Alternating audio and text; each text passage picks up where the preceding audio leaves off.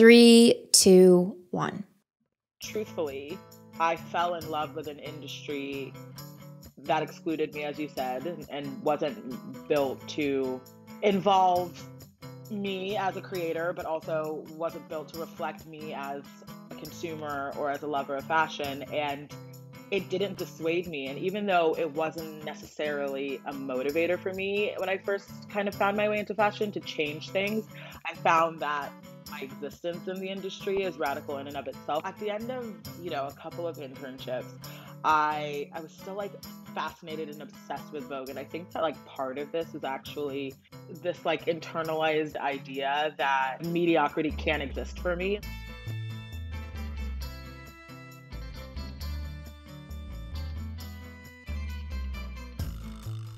Oh man, today's guest, Gabriella Karefa-Johnson. She's a fashion stylist we all need in our lives.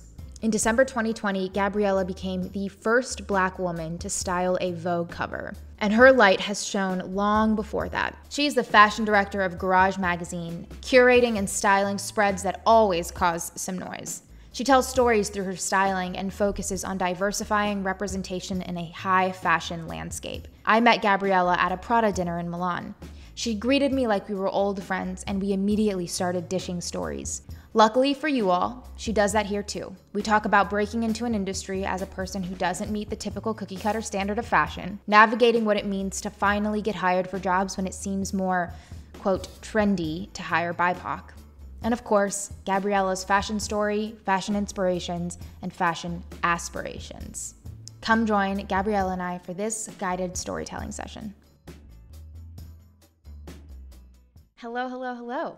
Hello. I'm so happy to see you dressed colorfully and just bringing in the spring. That's what I'm trying to do. I'm from California, LA girl. I've never in my 11 years of New York gone used to winter, so I'm always trying to bring the summer in somehow. Wait, so what is considered cold to you these days? Okay, so I think if you're going under 50 degrees, that's a proper chill. That's a proper Classic cold. California. 50 I just degrees to think, me is like summertime now. oh Lord. Well, yeah, I mean, you're basically in like a glacial, Camp Bus is in a snowy glacial paradise that I would like to visit, but like in the summer. Oh, totally. So do you go by Gabriella all the time, or do some people call you Gabby? Some people call me Gabby, some people call me Gab, some people call me G. I tried to do that. I had one of those very, very long GJK. names. Yeah, exactly, GKJ. But I had this very long name growing up, and it always got shrunken into something else. And I figure my favorite of them is Gabby, but Gab is also fine. Oh, I love that. What is your relationship with your name? Because I had what was an interesting name to other people growing up. I always felt like I had to explain my name. Yeah. Or people would just call me Nora and I would be too shy to say something.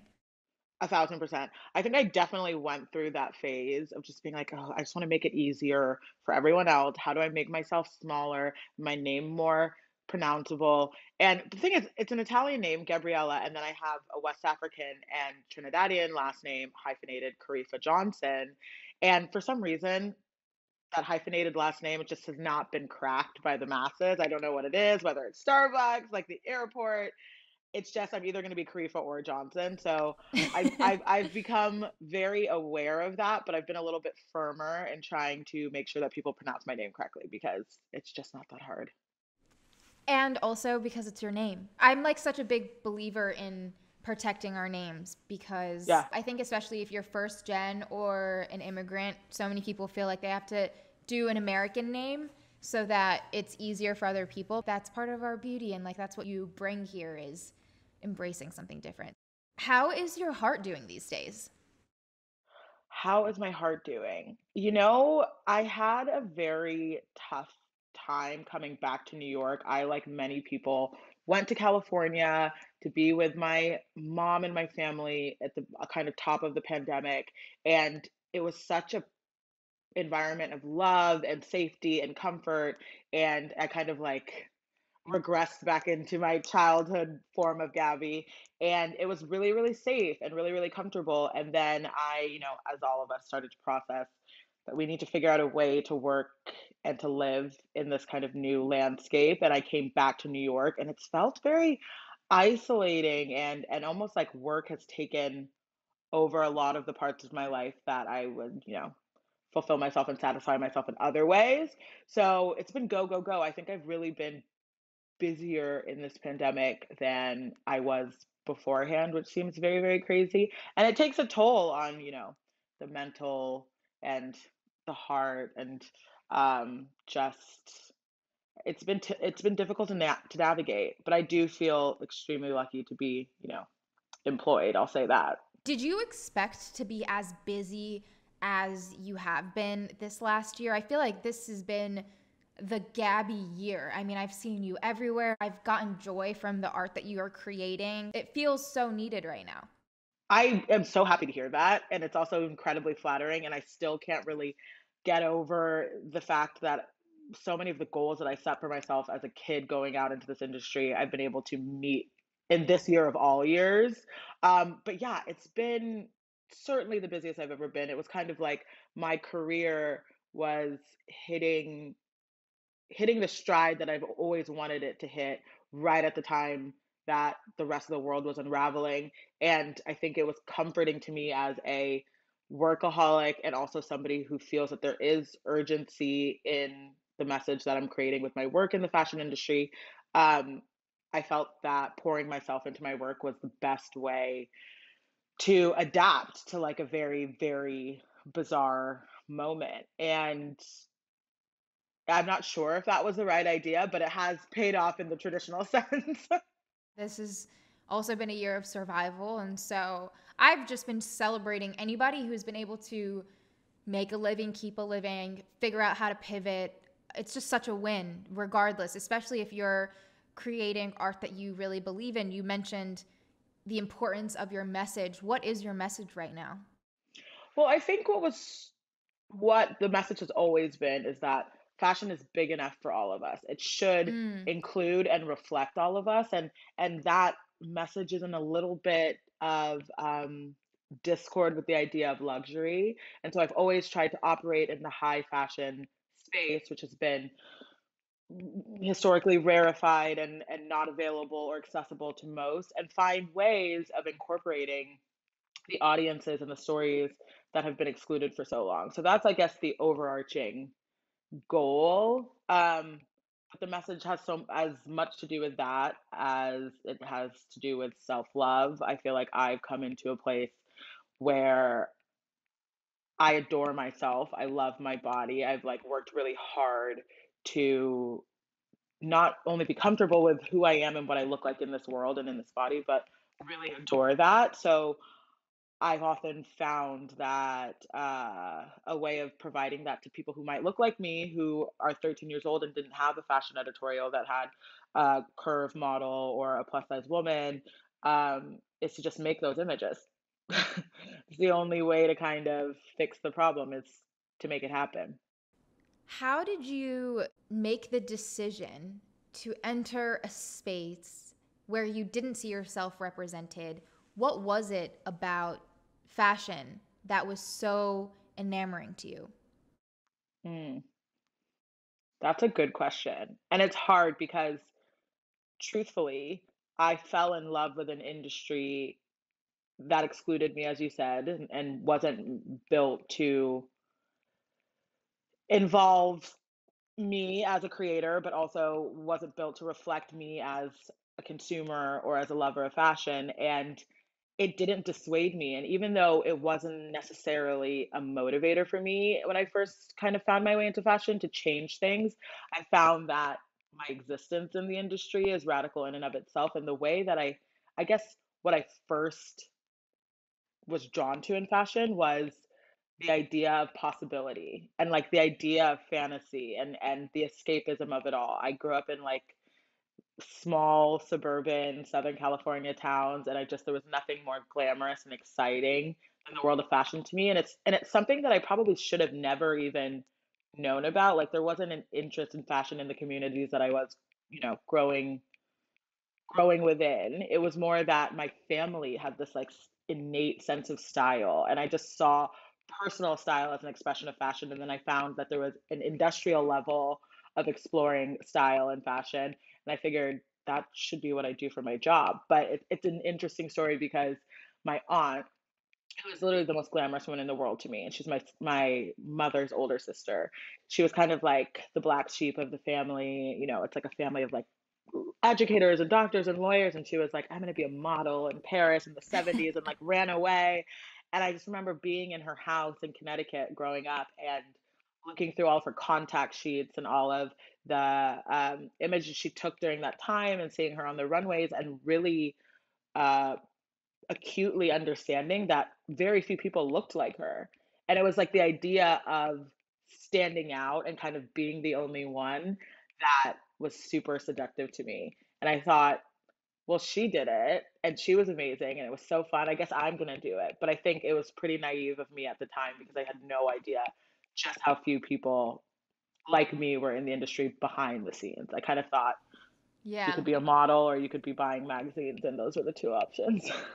I guess I never even thought about the concept of a stylist. My love of fashion started from a really young age too, and I just always assumed it was the designer. You just Yeah. wore the designer and then people themselves figured out what they were going to wear. I didn't realize that there was such an art and technique to it. But this aunt of yours, just how fabulous. Can you describe her look and her style? I would love to know.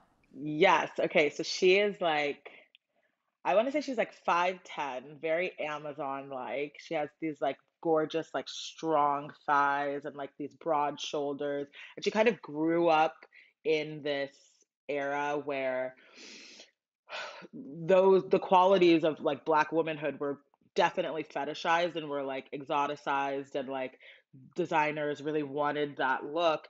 And she the way that she was captured never felt tokenistic to me. Like she's so in possession of her body and her beauty, and so in control, and it's something that um is not easy to achieve as a model. But she's basically like a glamazon. That's the only way that I can describe her. And she had this very short hair, not unlike mine, like short natural hair, and these like beautiful almond eyes. And we have this weird thing in our family. It's like a genetic thing where we have this gray circle around our irises, and hers are like very pronounced. Mine are like just starting, you can't even see them, but hers are very pronounced. So she has this like otherworldly, like nondescript eye color. She's just really, I love her. Fabulous. Fabulous. She's fabulous. Auntie Rosalie, that one's for you.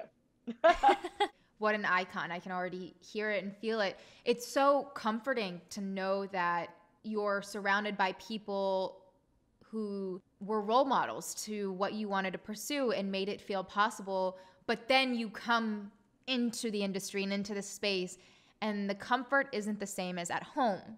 Hmm. How was it for you to first navigate when you entered fashion officially? And what did that look Mm. like?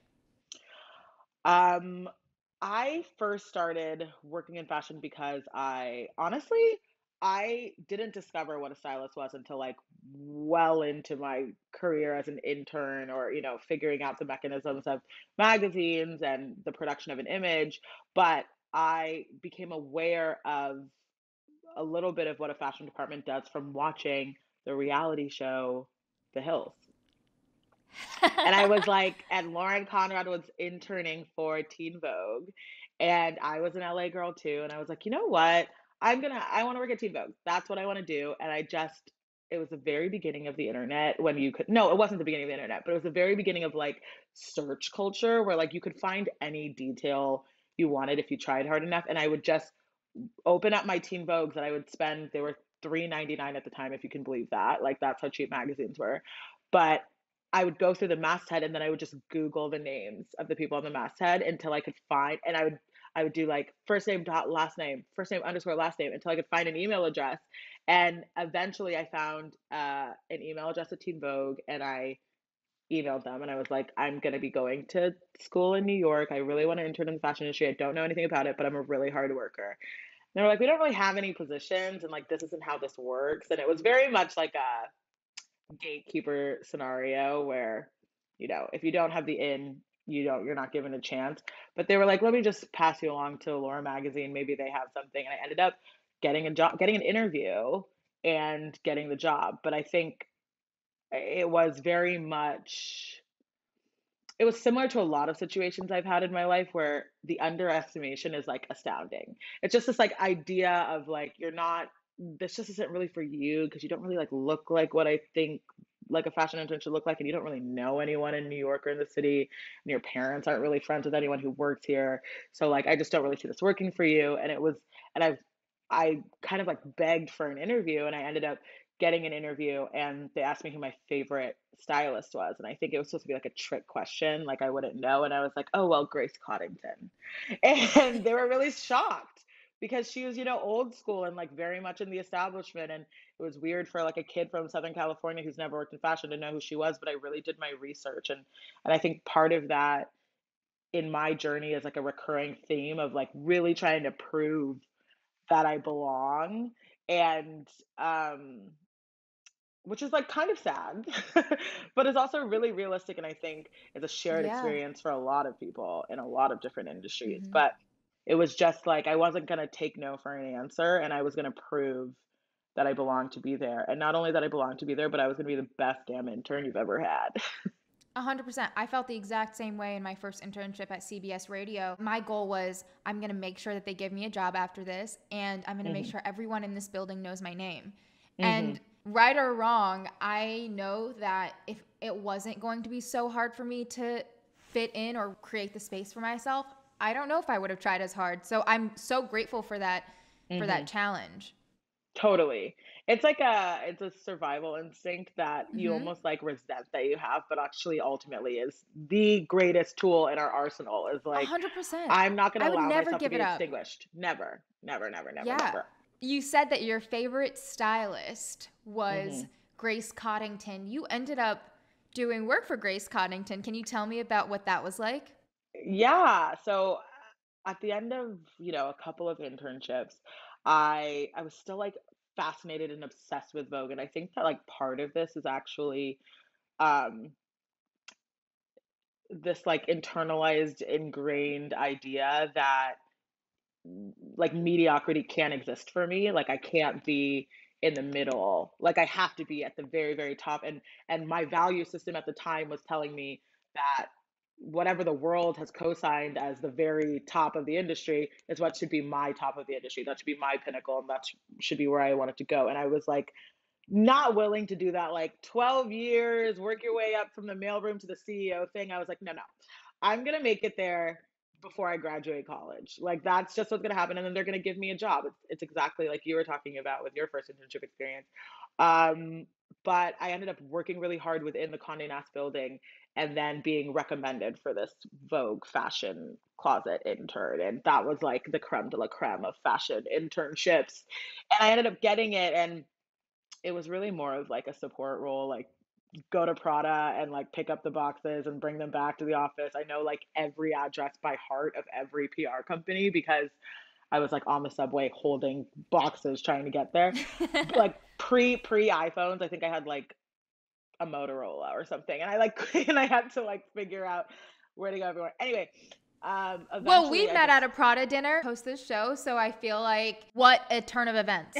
it's a full circle thing. I know we love Prada, but it was very much like I felt so lucky to be in the room. Like I just felt so lucky to be Yeah. walking through the doors and eventually I had to deliver something to Grace, and I kind of got to know the in the kind of head of the interns at the time. His name was Bo Sam, who you might know actually. I don't know, but he um I was like, well, if you want to move from like the returns closet into the fashion editorial department, like we might have like an opening, and I know you work really hard. And he really noticed that. And I ended up going on shoots with Grace when she needed an extra set of hands. And I ended up meeting Tawny, who later on, a few years later, would become one of my biggest mentors and friends and best bosses I've ever had. And she was the fashion director of Vogue at the time. But working with Grace was like, it was so surreal to me because at this point, like these were my celebrities. It was like Right. I couldn't believe that I would like walk through the door and Anna would walk past, or like Grace and Phyllis and Tawny would be getting coffee from a cafeteria and going to their rooms. And it wasn't even about, I didn't really realize that through osmosis, I was learning all of the techniques and the thought patterns and practices that make them such legendary stylists, but just forcing myself to be in the same space as them, like really elbowing my way in when I could, gave me more and more opportunities to see how they worked. And what was so cool about Grace is she was so good at what she did and so aware of her practice, and it was so second nature to her that I got to see what the perfect process of styling was basically. Like she had it down to a science. It was like her living and breathing. It was just like I could see the boards becoming the racks of clothing, and the racks of clothing becoming the styled out looks, and the looks becoming hair and makeup concepts, and the full picture of creating an image. She was so brilliant at that. And very few people are, she wasn't just a stylist. Like she was the definition of a fashion editor. And there is a, you know, I do distinguish between the two because I think styling is almost the practice of working with clothing tactily and putting looks together. But editing, in terms of being a visual fashion editor, is finding, listening to the information that the collections and the clothes are telling you, finding and metabolizing that into a language that's transferable to an audience. And the two are kind of separate practices, but she was the best of both. Let's talk about another full circle moment. You recently became the first Black woman to style the cover of Vogue. You styled Yeah, Paloma. You even styled our new vice president, Madam Vice I President Kamala did. Harris. What does that mean to you to, in 2020, 2021, to become the first Black woman to style the cover of Vogue and the cover stars that you were styling? It was so weird because I didn't realize that I was. Like, it was something that I felt super prepared for and super excited about, but was also still like a very crazy concept to me because in the grand scheme of my career, I I, I could think back to 9 years ago and I was just starting out. Like, a decade is not a huge amount of time to kind of fulfill your dreams, and it was a dream of mine. Like I wanted to be a Vogue stylist. I dreamt of styling the covers of the magazine. I for as long as I can remember, I wanted to be the editor in chief of Vogue. Like that is my dream job. And no offense, Wow, Anna, we love her. imagine Vogue under GKJ. I mean, Iconic. maybe one day in the future, but it was very much like a bizarre situation where I felt like I totally had all the tools to pull it off, but I didn't really realize the magnitude of the moment until after it had happened. It was like I could finally breathe and I knew the pictures were great and I was excited for the world to see it. And then I was like, well, wait a minute. Has anyone ever done this before? Like, has there ever been Yeah. a Black woman who styled this before? And to do it with Paloma, who I think is the embodiment of what I like the beauty that I like to capture and express and share with the world in my work anyways. It was like this perfect cosmic alignment. And she and I also were friends in the beginning of our careers when, she had just been discovered by Pat McGrath and she was just starting on her modeling track and I was like an assistant. I think we met on at a Hillary Clinton fundraiser fashion show. Like it was not a real fashion show, but I was like a styling assistant and it was like her first time walking down a runway. And to have that moment together was really insane. And I'm so proud of her, and I'm so proud that when we think of what a Vogue cover star looks like, that visual vocabulary has been expanded to include Yeah. gorgeous women of color who aren't a sample size. Like that's huge to me. And the vice president, it was, an emotional experience with a lot of opinions on either side. But Yeah. I just maintain that I am so proud to have been able to work with another first and to have been trusted with kind of shepherding that experience. Even though I didn't style her for the cover, I felt like I was very much a part of engineering that moment. And I feel, I mean, that's completely surreal to think about because, What I role did mean, you play in that? so I was a sittings editor for that shoot, which is essentially like a spokesperson for the magazine, somebody who makes sure that we get the picture and who, is there to make the talent feel comfortable and to like liaise between all of the members of the creative team. It was photographed by Tyler Mitchell, and Julia Wagner, who's a really brilliant set designer, did the set for it. And there was a little bit of discussion between us about what we wanted to capture, but ultimately, because there was no fashion involved in the way that it normally would be involved on a fashion cover, my job was kind of just to be there. You were there at such a historic moment, and there were so many opinions that quickly emerged. Mm-hmm. There's no short of opinions in this world, especially on social media.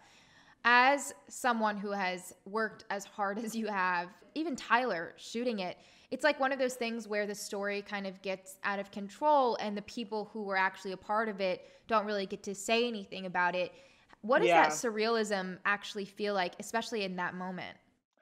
It was really, really nuts because I have to say, I just wasn't anticipating a negative response. And then when I started to read the reactions, especially from, the BIPOC community, I completely understood kind of the legacy of pain in terms of the portrayal of Black women on fashion magazine covers. And I understood the sensitivity of kind of the semiotics of a cover. Like, what does it mean to have that she's in a sneaker instead of a stiletto? Why isn't she in a gown? And of course, there are things that we understand as professionals in the industry that is not common knowledge for the rest of the world. But the intricacy of the politics around what women wear when they are also supposed to be considered powerful, it's astounding. It's like it was a puzzle that I don't think anybody has unlocked, and we probably should never unlock because there should not be so much consideration about what a leader of the free world is wearing. But that's the struggle that we have as women in a misogynistic patriarchy, is like standards of beauty and respectability politics, and the idea of sex appeal as a negative or interest in fashion as something frivolous. These are all things that when you're operating at the height of a vice president, surely you have to take them into consideration. So I think that played a huge role in the fact that she wasn't styled, and that, I didn't pick the clothes because she had to be comfortable in what she decided to wear. And that was like, I was very happy to take a backseat to that because I don't think anyone should be telling Vice President Harris what to do in any part of her life. She's got it. She's got it on lock. I really do feel like we should just stop focusing and telling people how to dress. I do too. And it's just, what was so interesting for me is I felt this responsibility to a community of Black women not to let them down with that cover. And that's what hurt me so much because a lot of the response was disappointment and that they were let down. And while I know there are ways of explaining why that decision was made, the reality and the only thing I actually care about is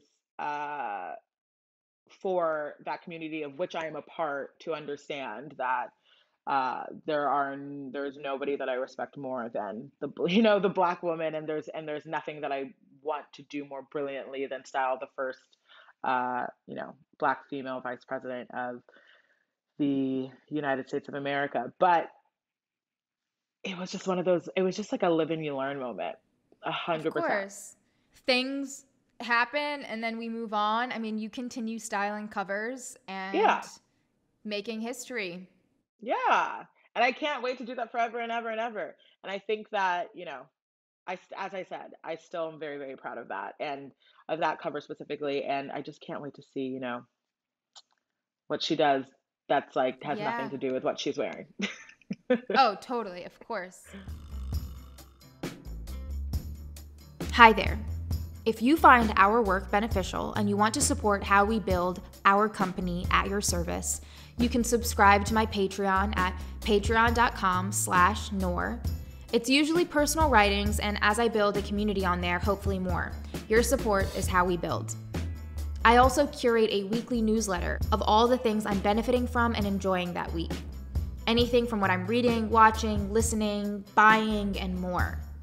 Like most things, I keep it personal. You can subscribe to it at noortagori.com/newsletter. Now back to the story. So you mentioned your value system and the value system that you held prior, and it being revolved around exclusivity. Can you talk to me a little bit about what you enjoyed previously about exclusivity, what kind of exclusivity you enjoy now that you think needs to stay, and what your value system looks like today? I think at when I was much younger, I grew up predominantly in white middle class neighborhoods, and I think my my primary defense mechanism was like blending in. Like I just really wanted to make myself as small as I could and stand out as little as I could. And it's so in opposition to my personality, which is rather bombastic and like very loud, that I I just thought that being like everyone else was a positive. And then I discovered fashion, and within that within the world of fashion and kind of like at an industrial level, there is like the commercial, which is supposed to be for everyone, for the masses, which has historically been thought of, as undesirable. And then there's like the exclusive and the high. And I think when I wanted to shed that desire to be like everyone else, my the way that I did that in my mind was like, okay, well then I'm gonna go so far to the other end of the spectrum where it's like I am the pinnacle and the peak and the height of acceptability of like by abandoning this idea of being like the everyday girl, the everyday California girl that I never would be, I could feel confident in being different if I was like holding myself at a pedestal. Like if I was trying to be engaging with a system that I didn't think that they could understand or that they didn't get or that revolved around taste and something that wasn't about what I looked like or how much money my family had or which neighborhood I lived in, it was like an abstraction of that value system in a way. Um, and and when I think about that, it's embarrassing because it's 100% governed by insecurity and that like teenage kind of ennui and the idea of like nobody gets me and nobody understands me and like I spent my life conforming and now I'm going to be the greatest and the best and the rarest and the most exclusive. Um, and that's what fashion was to me. It was like this very glamorous European, nothing that had to do with America or middle America or suburbia. And that was it for me. I was like, that's the kind of tier that I want to be in. And then when I got to New York and I started working in the industry, I realized that I couldn't that they didn't want me there. Like that rarefied space, that value system that was kind of like this top down, you know, Did you expect that at all? I didn't. And I think that that was okay. So I didn't and I did. It's a dual answer. I didn't expect that it would be so overt a lot of the times in the ways that I wasn't accepted or I wasn't understood or like eh, I wasn't wanted in spaces. But I also knew just because I read magazines and I looked at fashion images and I watched The Hills that there weren't people who looked like me in the industry. So I expected it to be Yeah. like a shakeup, but I also thought it would be very similar to experiences that I had in, boarding school or in um, you know, I guess the schooling system is all you basically have before you start working. So let's say school, which is that I was like different, but that was desirable because it was like exotic and it was easy to tokenize and I could be like the best friend and all the parents loved me and thought I was so interesting and cool because I, you know, Mm. was West African and I thought like, okay, I can be a token and like that's okay with me because it's just gonna open the door and then I can start like shaking things up. But there wasn't even interest in tokenizing me. And that was what was so weird. It was like, Wow. no, no, no, we just don't want you here. Um, How And was that that wasn't said to you? yeah, I mean, I remember I worked at a e-commerce company called Moda Operandi, and I love the owner of that company. Her name was Lauren Santo Domingo, and I was obsessed with her, and I wanted to work for her because in my mind, she totally represented everything that we're talking about, like the height of fashion in society, and went to all the fabulous parties and wore all the major clothes and knew everyone. And I was just like, this is very, this is almost like when I saw those pictures of my aunt on the runways in Paris. It was like it just felt so glamorous and so unlike what it was for me growing up that I really wanted to kind of be in those worlds. So I ended up getting an internship and I worked really hard for the fashion director at the time, who's Taylor Tomasi Hill. And then I heard that Lauren was looking for an assistant and I really wanted to go up for the role. And somebody within the HR structure was like, I just don't think that's like the right role for you, but like you should kind of like look towards like the buying and back end side of things. And I really want to put you in the warehouse because I think that you're just so smart and you can understand the Excel sheets. And I was like, okay, sure, let me try it out. And I did it for a couple of weeks and I was like, this isn't what I want to do. And I was, trying to bend towards it because I wanted to be here. But ultimately, I want this job with Lauren. And I ended up talking to my superior at the time. And she was like, Lauren just really needs like a Vogue girl. She needs a Vogue girl. She needs like one of those like, you know, cute, blonde, connected, rich girls. It's just like what she needs. And I was like, oh, okay. And it was the first time that I was like, it doesn't matter that you worked your hard, you worked your hardest. It doesn't matter that you're a part of the company culture. It doesn't matter that you're capable of the job. Things so beyond your control that just have to do with the essence of your identity are going to keep you from getting this job. And funnily enough, I I kind of accepted that, and it was a really dark moment. And I was like, well, maybe I'll just never be that person, which means I'll never be able to kind of break into the ranks of fashion. But I happened upon an interview in Hamish Bowles' office at American Vogue because a colleague of, or, you know, another student at Barnard who had been Hamish's assistant was leaving the role, and she wrote me and was like, "Hey, I know that you're interested in fashion. I think you should go in and interview for this." And I ended up getting a job at American Vogue. So all of this time when my superior was You were saying the that Vogue girl. she needed a Vogue girl, and then I ended up becoming a Vogue girl. So yeah, but that's one instance. There were there were That's so actually major, countless. though. It was major because I was like, you know what? There are going to be roadblocks for sure, and there are going to be things that I actually can't control that will prevent me from easily achieving my goals, but it's never going to be impossible. Hard, but not impossible.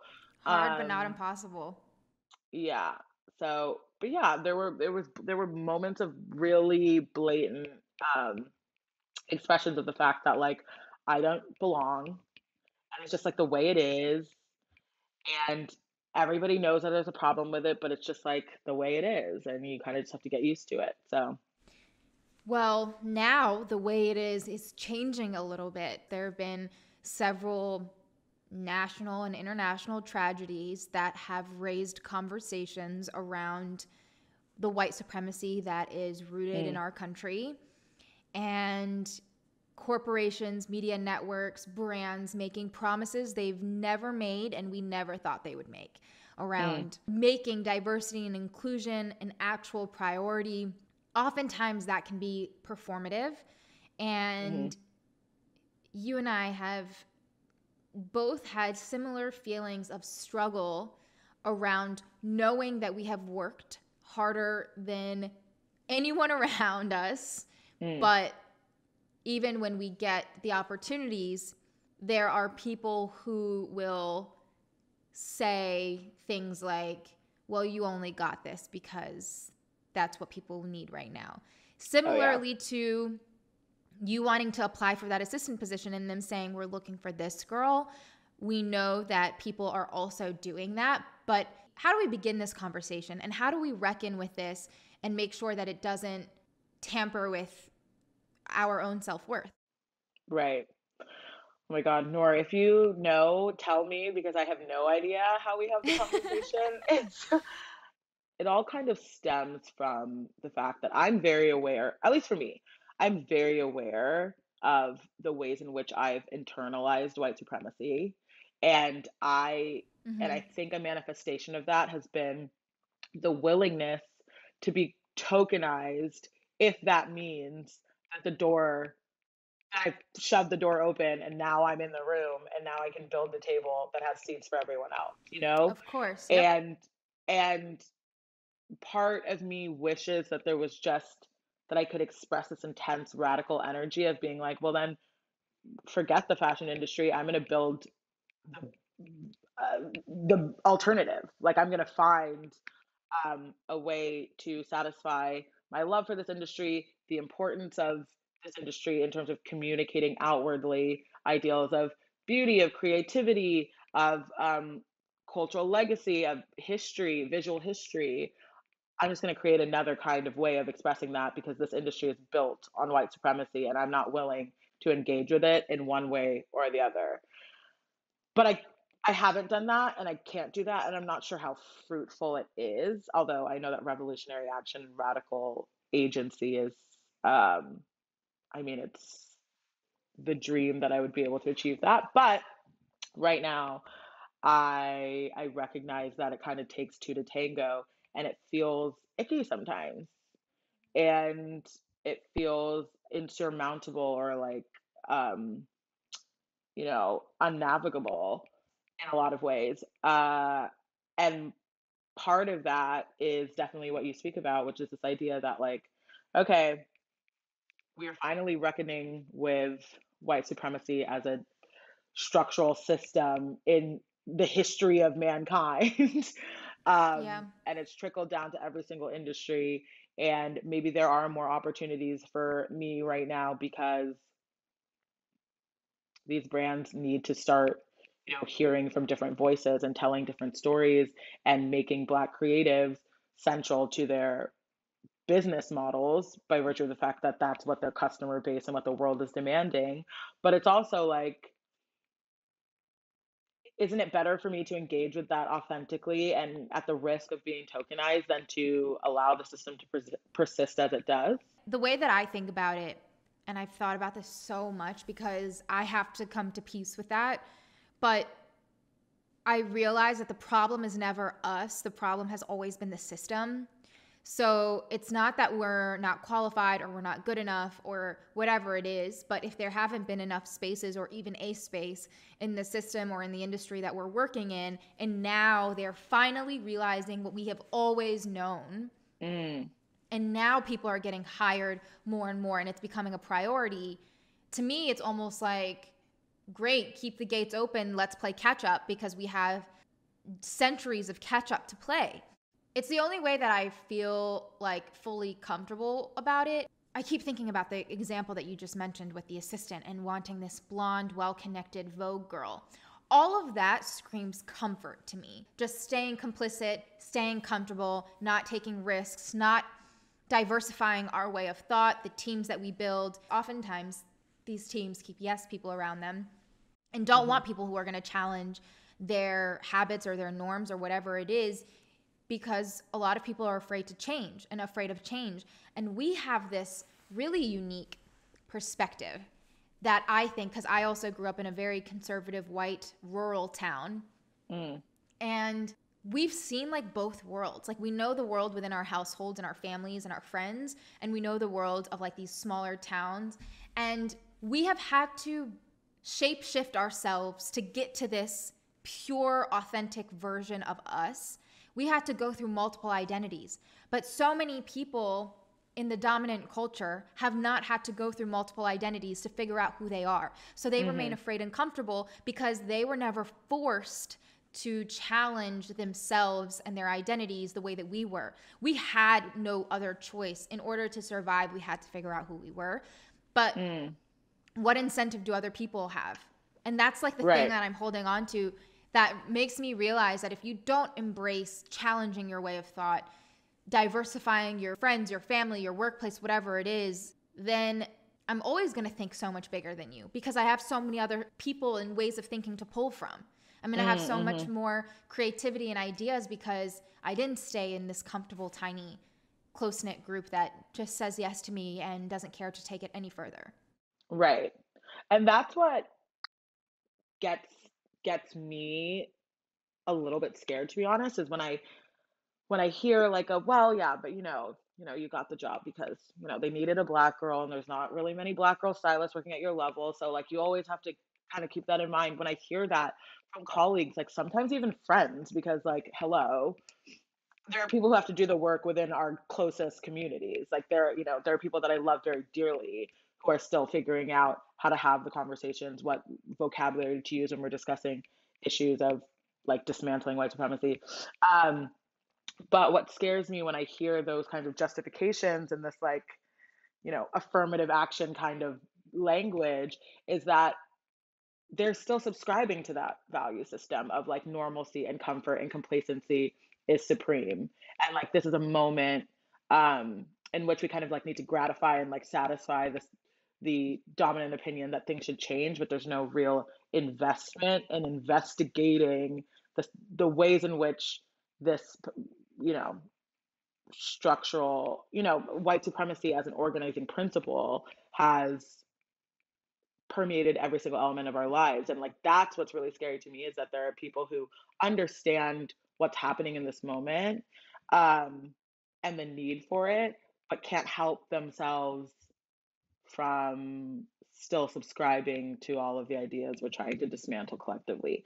And so the only answer to me is like keep being there, keep being in the room, keep Keep having a showing seat at the up. table, keep showing up.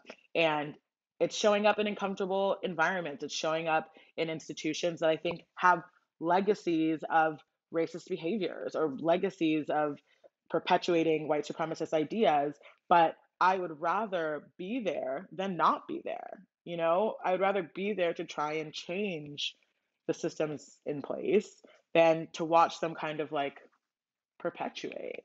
Sometimes people just want to be there because they like their job and they want to be there to make a living and they want Mm-hmm. nothing to do with changing a system.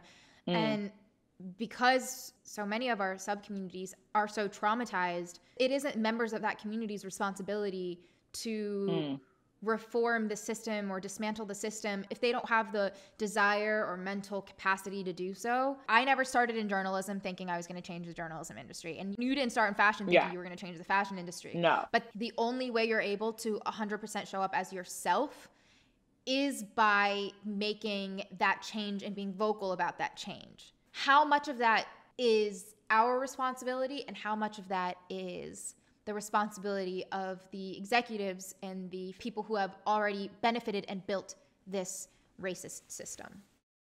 yeah. I mean, that's exactly the question. And I think this is like, can I curse?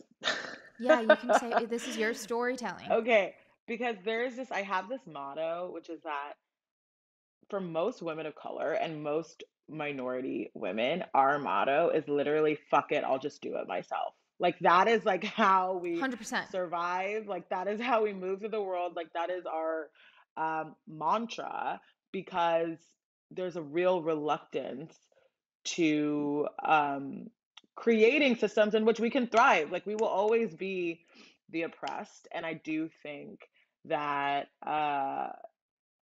we just can't trust the system and the powers that be, the gatekeepers and majority stakeholders in these problematic institutions to be doing the work to create space for us. So we create it for ourselves. And it feels like a responsibility, to your point, it feels like a responsibility that should not be ours. Like it's not my job to change the fashion industry so that people like myself can be there. It's the job of the gatekeepers to be doing their own work to understand their how the ways in which they're complicit in um, exclusive systems and then rewire it and rewrite the codes of like what is fashion and who should be at the table, but I just don't really have any faith in the system to do that, so I'm going to do it. Right.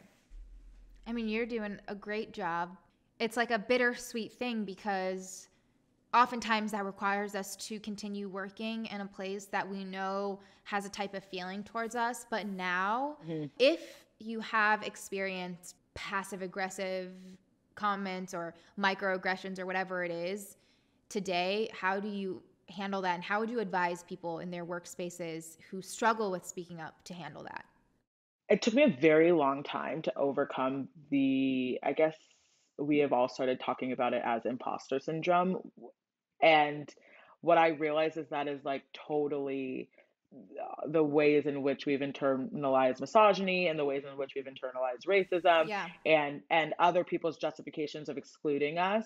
And as soon as I kind of unlocked that I should be there, that even when I go to the most base logical um, kind of evaluation of what I've done in my career, the steps I've taken, the work I've put out, even when I have to strip it down to like the laws of empirical science, it's like you've shown yourself that you believe that you belong here. You've done the work, you've like have it out in the world, you've gotten the response.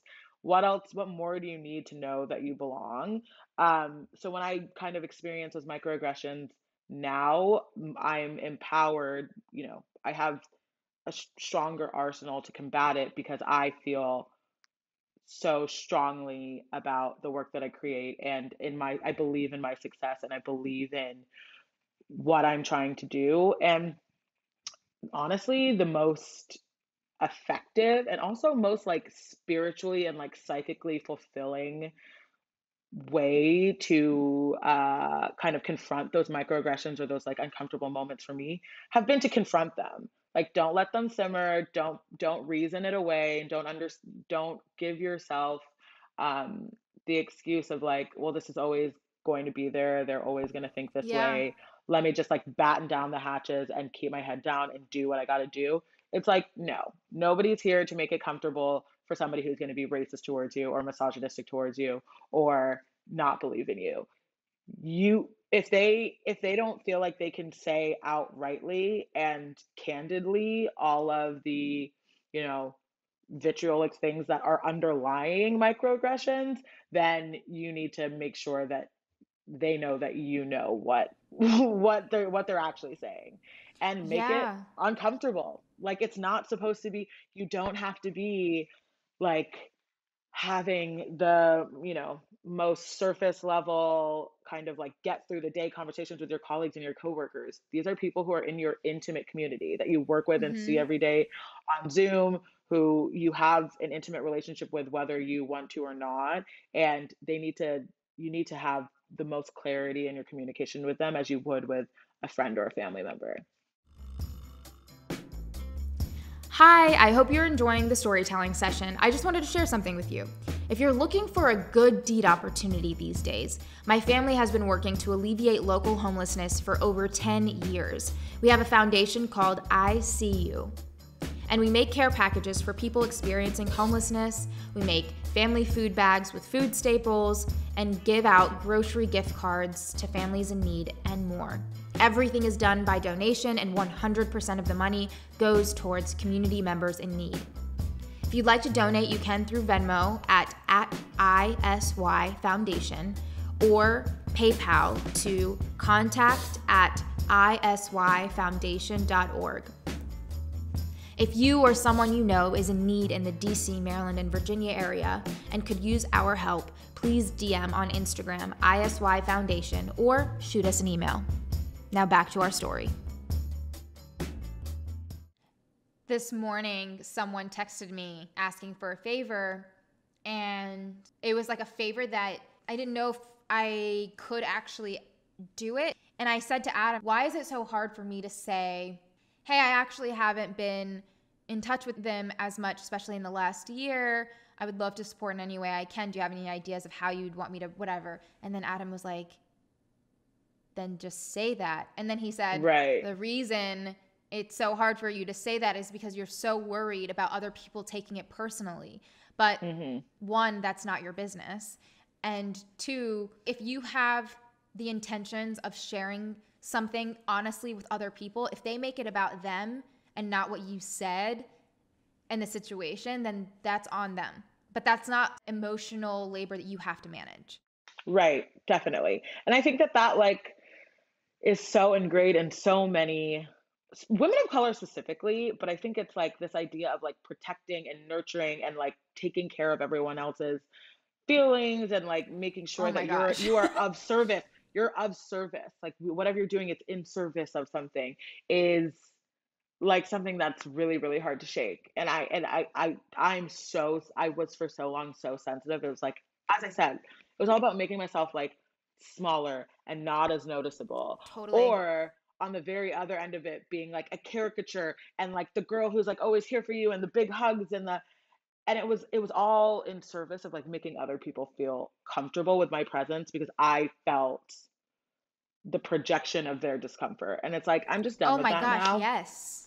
Yeah, I'm just but done with also you that. can't actually be of service to other people until you're of service to yourself. And we Mm, often miss that part of the equation, which is, are you checking in with you? Do you have the bandwidth to do this? Do you have the space? Do you want to respond to this? I remember even at my last corporate job that I did, so much of my day ended up being consumed with giving relationship advice to everybody around because there were relationships that were happening with our team members and the work that we needed to get done wasn't getting done efficiently. So I was just like spending 3-4 hours helping people who were making the same mistakes over and over and over again. mm, And I realized I wasn't adding any value. I was just there as a crutch.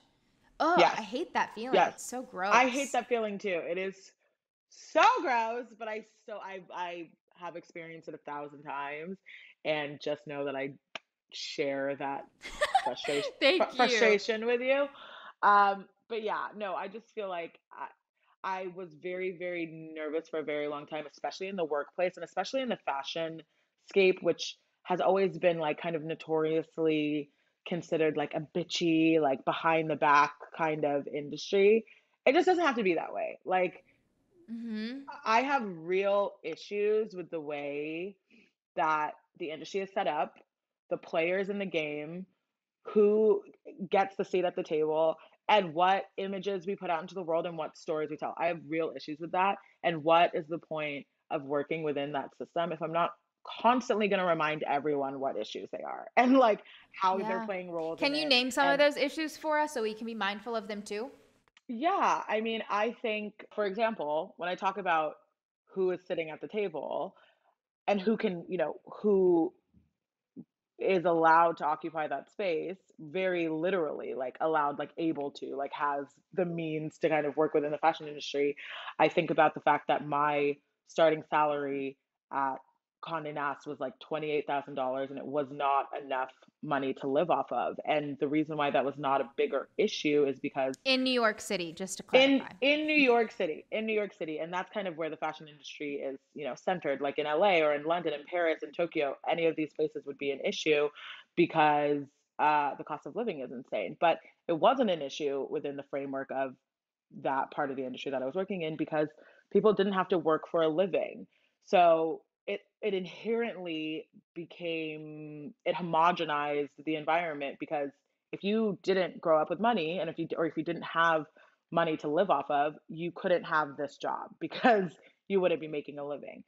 And then when I talk about the images that we put out into the world, I totally recognize and also am very proud to be a part of a kind of new guard of creatives who aren't thinking about plus size bodies as anything other than A beautiful body. models, a body. But the idea of kind of like segregating diversity as, different boxes to check, or even when it is supposed to be presented holistically and in celebration of that, making the image about diversity. Like, we just really need to be normalizing the fact that different types of beauty are still beauty, full stop, period. And those are the kinds of images that we should be focusing on making. Those are the kinds of stories we should be focusing on telling, rather than kind of keeping that status quo baseline of what has historically been like the Eurocentric fashion image with a caveat of like diverse fashion styling and image making. We need to be expanding what we put out in the world in terms of our visual output. And then,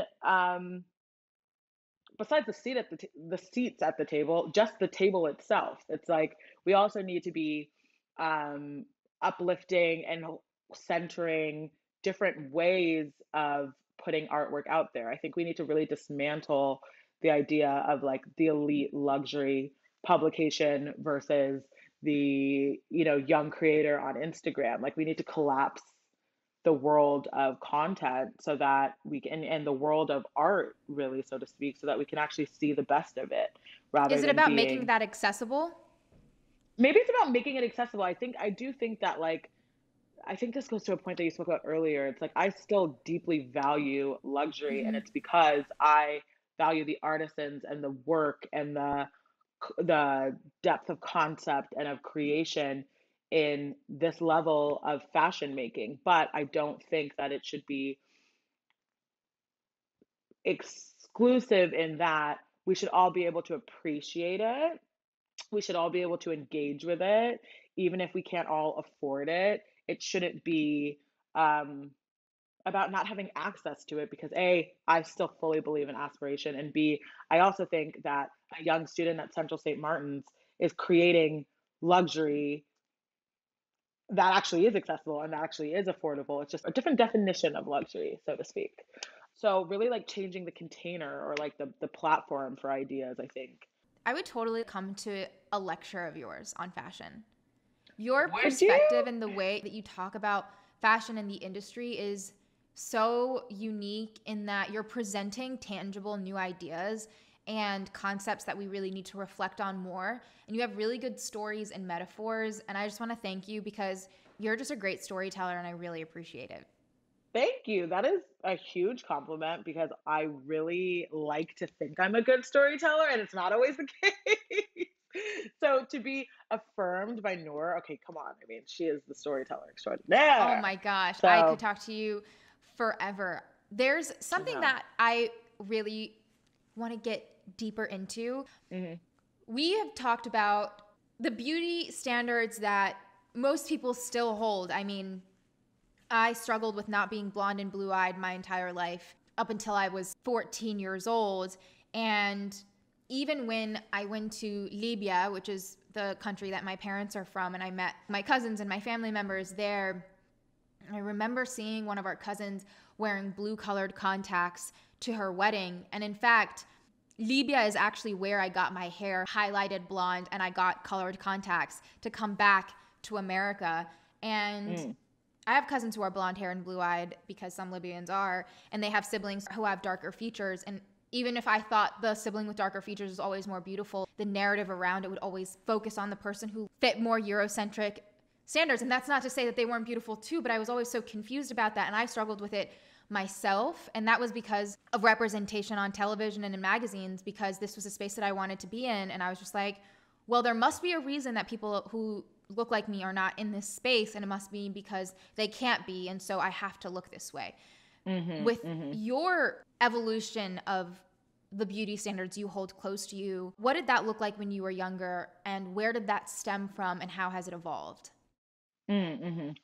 Well, I'm really happy you asked me about this because I think about that. It's difficult to talk about, but I think about it all the time because I think it is so like it's the basest of baselines that have kind of um, colored the evolution and my journey towards self-love. But as I said, we really always grew up in predominantly white communities. And even if it wasn't just like the popular girl in school or the prettiest girl in on swim team or, the girl next door kind of all American vibe that we all internalize from movies and TVs and as you said, lack of representation. I also just grew up with a brilliant, strong, amazing single black mother because my father died when I was very, very young, and she had never in she could never imagine a world in which we weren't the most beautiful things on the planet.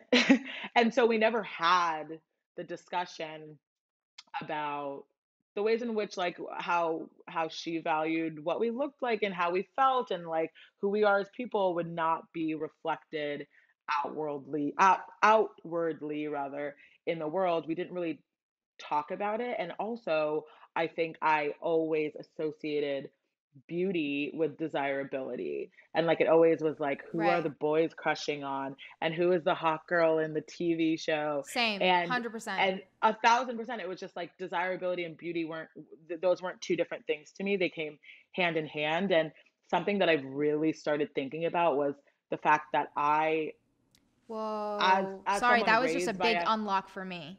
yeah, it's a huge unlock. It's like I was raised by a single mom and I never had a male presence within my household affirming my beauty just as my father or as my brother or just, I because I didn't have the male female relationship of it all. I just completely assumed that whatever the world was telling me was what was true about myself because I didn't, I couldn't find the the kind of like familial take on it all. The patriarchy works only if women want to be desired by a standard male gaze. And so Right. we are trained from a very young age to assume that if that person thinks I'm hot, then I'm hot, not if I think it, or my mom thinks it, or my 100%. friend thinks it, or whatever it is. It never started with us. It never started inside of Mm-mm. us. It always started with a male gaze.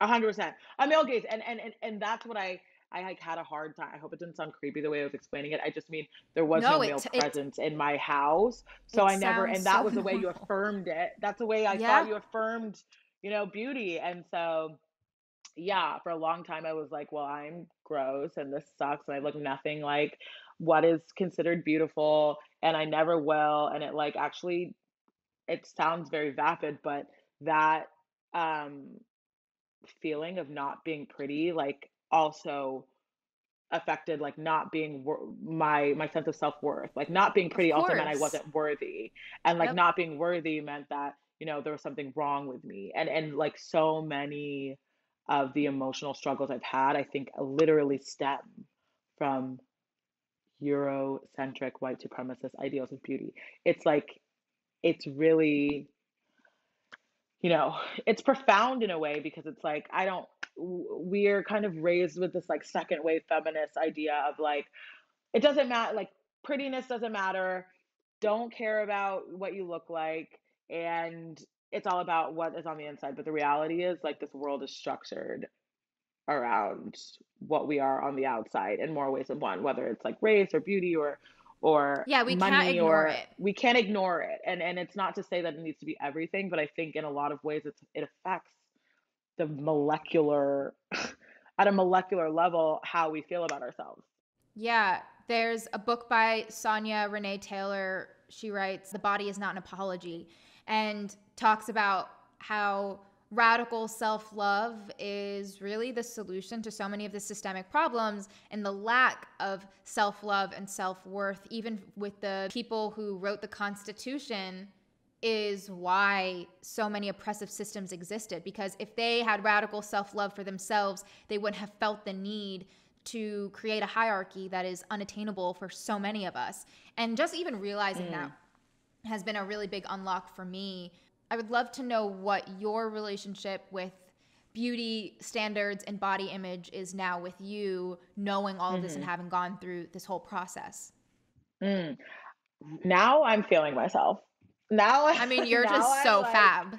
I'm fab and like I just I'm like here to be I'm here to make myself happy and to love on myself and um to appreciate myself. And I think that, as you said, that self-love, that like radical self-love radiates outwardly.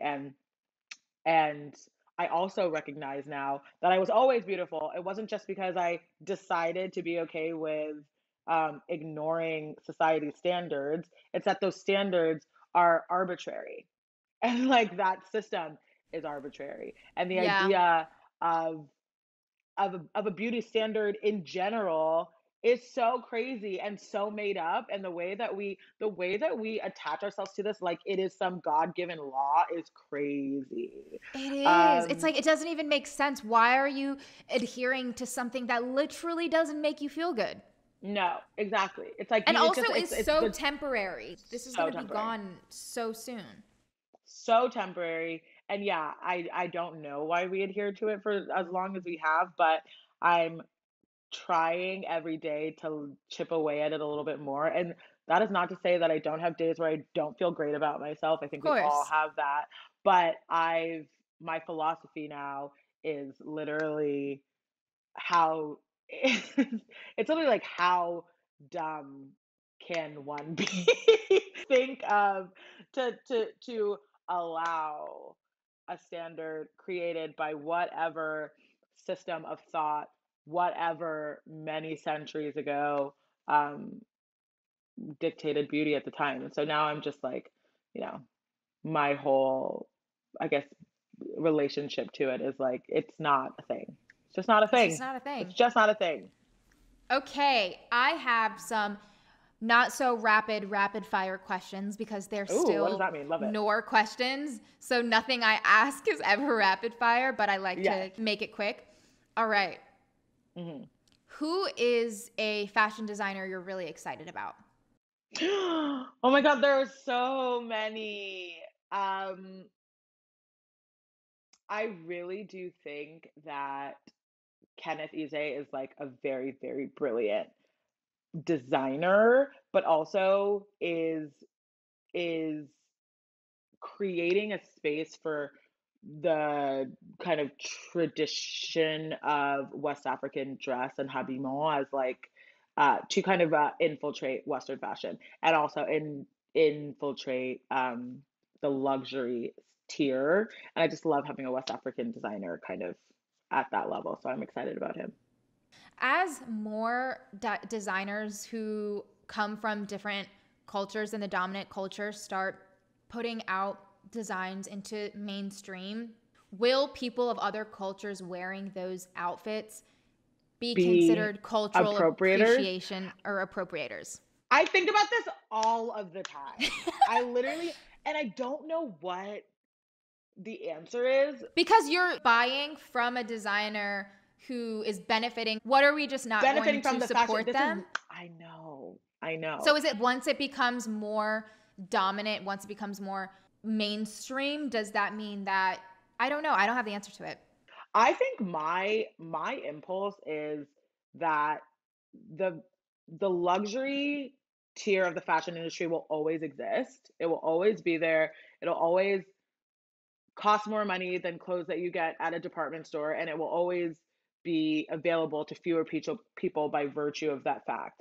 That being said, it still remains the indicator of every other uh, tier of the industry, from like very kind of modest price points to very, very high price points. And if those brands dictating kind of the fashion culture are all heritage old French fashion brands designed by old French people, you know what I mean? Right, Then yeah.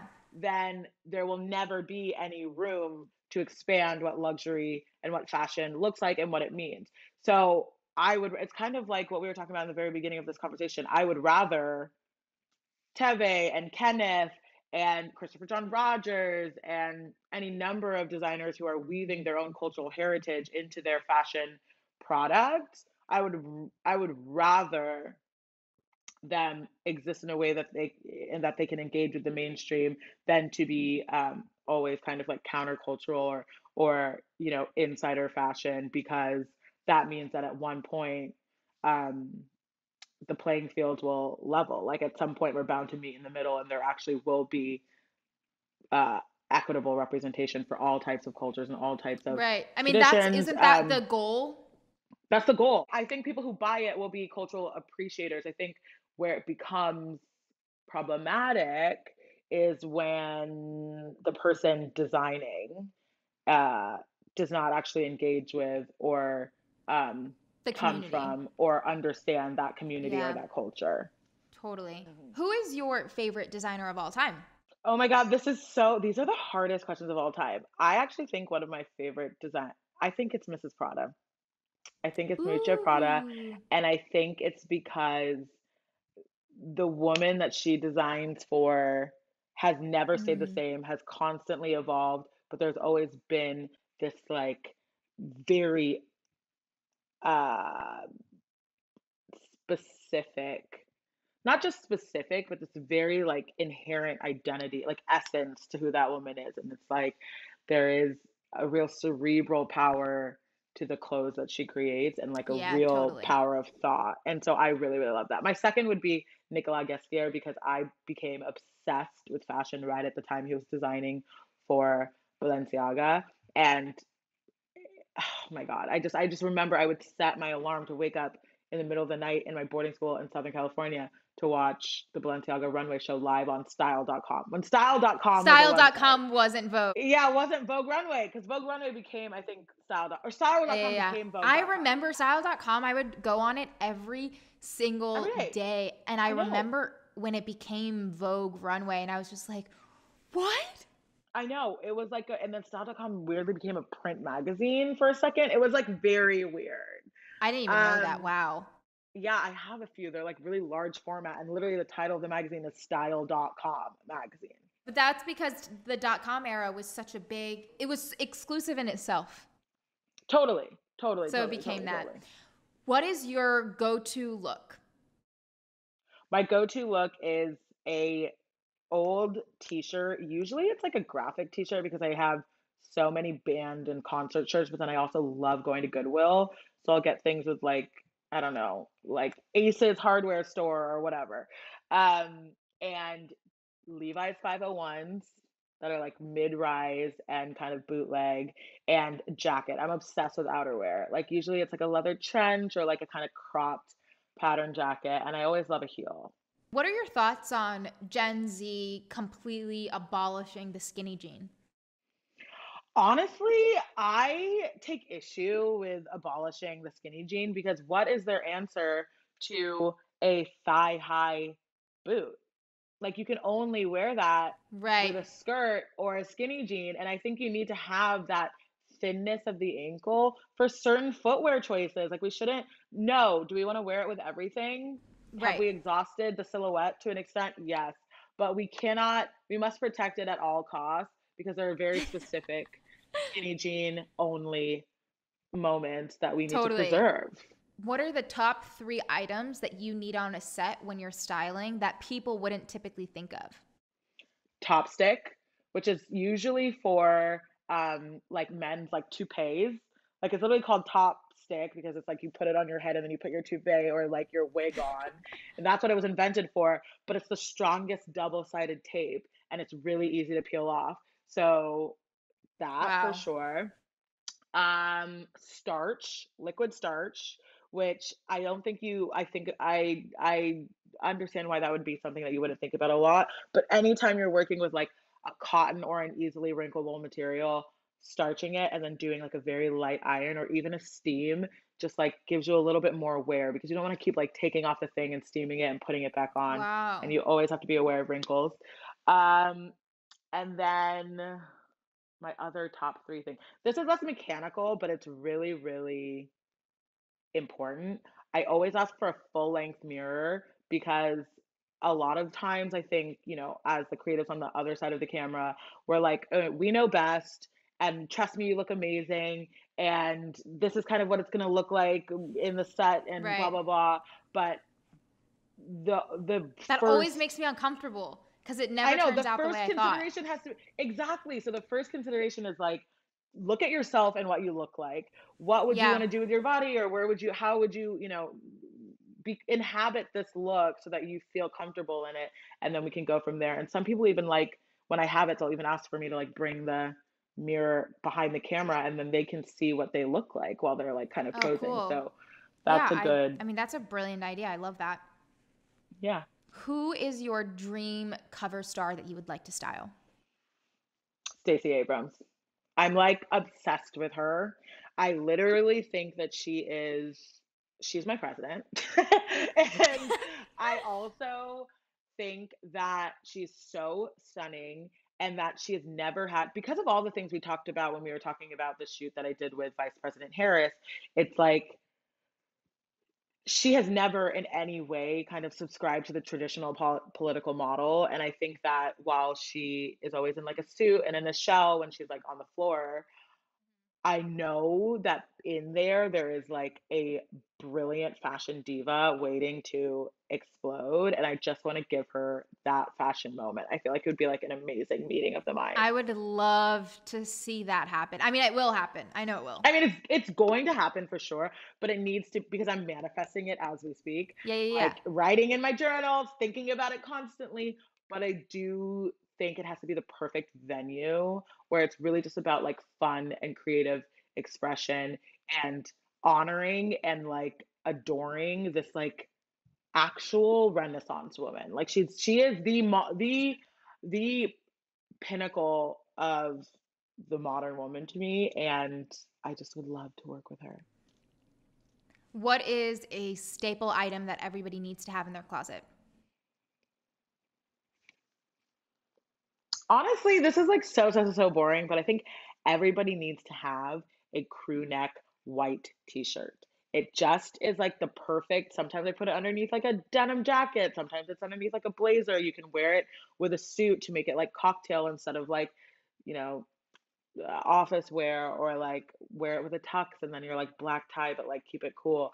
And it's so hard. I buy packs of the like 10 piece. I actually, oh my God, this is the best hack of all time. If you go to like a bodega, they sell Hanes crew neck white t-shirts, but they're like the irregular kind. Like they're the kind that were like rejected from the factory. And so they usually have like, they're not finished with whatever like starch or like whatever they finish the kind that's like Right. really packed up in like Hanes stuff. So they're like way softer, but also raw, and they have like, better How did shape you to find them. that out? I found that out because I had to go to the gym one day and I thought I brought my gym bag and I hadn't brought my gym bag and I actually brought my work bag, and I ended up having to go to a Dwayne Reed, and I got a pack of the Hanes shirts, and they looked like the normal pack, but then in like this very tiny writing in white at the bottom it said irregular, and I was like, That's this is so so much better. funny. It's all I about an mean, irregular t-shirt. what is your favorite boxing move since you have been working out at a boxing gym lately? Oh my God, I'm literally obsessed with Gotham. It's like my new home. You know what? I think that I am a cross left uppercut, right hook kind of girl. That's the combo that I like. I'll, Wow, I'll I'll test I it out for you one day. yeah, yeah, yeah, I need to see that for sure. What is your go-to song that you listen to during your travels? During my travels, I listened to the entire Miseducation of Lauryn Hill album only because it's like one of like five albums on my downloaded to my Spotify. You know how you like can only Yeah, yeah, yeah, use yeah. it if it's downloaded and it's like not. And so when I'm on a plane, I'm like, oh, I have five albums downloaded, and it's always that. And I I think love it. Zion or The X Factor are my favorite songs on that album. What is the first place you want to go to for a vacation after all of this? I really, really, really, really, really want to go to Italy. Like I want to go. Yeah. I've never been to Sicily, and I've actually never been to the south of Italy in I studied in general. Sicily. Oh my God, really? So you could give me all of the like recs. It is maybe my favorite part of Italy. I studied sexual violence there Oh my for goodness. a couple of weeks. Yeah. Do you speak Italian? I don't speak Italian, but my family Yeah, is Libyan. yeah. So Libyan Arabic, because Italy was our colonizer, is Arabic mixed with Italian. So I can understand Shit. some Okay. things. I wish that I could learn Chinese. I know that I can't. Yeah, I said Like I that three think days ago. it's just not I'm past the critical capacity to be able to like learn a different alphabet. I think I'm gonna have to stay within like But you can always romance try. languages. I can't always try. I wonder what the best method would be, because I just don't see it happening for me. Um, and then I've also I don't always know. I wanted to mean, they learn always Russian. say, obviously, speaking with other people, watching TV, and listening to music. Or having a boyfriend. I also hear having a partner is Oh helpful. yeah. One of my best friends, she speaks maybe better Italian now than English because Ah, she married an Italian woman and voila. she learned it out of needing to communicate. It was fantastic. With her partner, exactly. You know what? This is what's gonna happen. I'm gonna move. I'm gonna go to Sicily. I'm gonna find a boo, and I'm gonna learn the language, and then I can tackle 100%. Chinese, and then Russian Oh will my be my gosh, third. yes. That's amazing. Okay. Yeah. A trend that needs to go away and a trend that needs to come back. A trend that needs to go away. Oh my God. It's really hard because, like, what are trends anymore? I don't even know what are the current trend. Yeah, Oh, I you don't know either. what? I've Yeah. always had like a real disdain for this, and I don't even know why. But you know the Dansko clog? It's basically like the shoe that like nurses and chefs wear. Yeah, yeah, yeah, yeah, It's like a 100%. clog that's like all white or all black. That at one point it became like co-opted by like Brooklyn hipsters, and I always thought that it was like very, very annoying, mostly because I'm like, just like let people who need those for their job wear them. Like, don't try and make it a fashion statement. I want that to go away. And then a trend that needs to come back. Oh, without a doubt, the super, super flare denim, like Jinkos. Like, remember I Jinkos in used the to have 90s? They're like, those. I want those to come back. They need to come back. Wow, how fantastic. The only problem with those was that I would always get mud on them because they were never Yeah, they like would get tailored. I ratty was in a the back. kid, but they would get so Yeah. gross. And finally, what do you know for sure? Everything happens for a reason. I know that for sure. 1,000%. And that's probably, I hope that that doesn't sound trite, but it's something I didn't discover until very late in life. And the first boss that I really connected with, Tawny Goodman, who is literally a saint and an angel, and my wife and my sister and my best friend, she, she was her mantra. And it would be like me crying on the phone with FedEx because the Chanel got stuck in Milan and we can't get it here for our shoot. And she would just say, everything happens for a reason.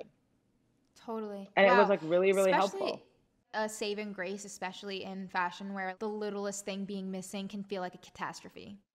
That's really where I apply it the most. I mean, there are harder pills to swallow than others when you say everything happens for a reason, but in my day to day, when I feel um like I can't, like there are things that I can't get past, or like there's something holding me back, or that I just have, emotional response to something, just reminding myself that everything happens for a reason. Reminding myself that everything happens for a reason is has always been, kind of safe harbor for me. So that I know for sure.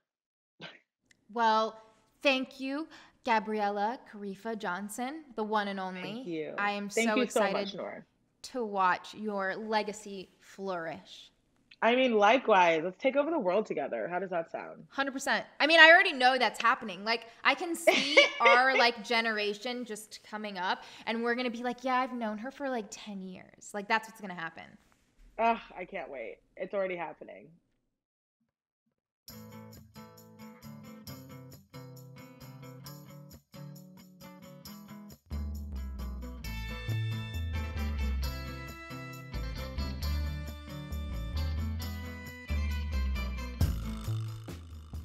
I hope you loved this episode with Gabriella Karefa-Johnson. You can follow her on Instagram at GabriellaK_J and continue following her journey. I know I am. If you'd like to watch the video version of this podcast, it is up on YouTube or Facebook, both/Nor. And to you, our listener, I want to thank you for your listen and support. I'd love to stay connected. Here are some ways I'm telling stories these days. You can text me if you are in the US or Canada. Yes, it is me, not a bot. I also text you intentional daily questions of the day. My number is 301-246-8894. You can follow us on social, on Instagram, TikTok, Facebook, and YouTube at Nor, and on Instagram at AYS. My Twitter, Snapchat, and Clubhouse is N Tagori.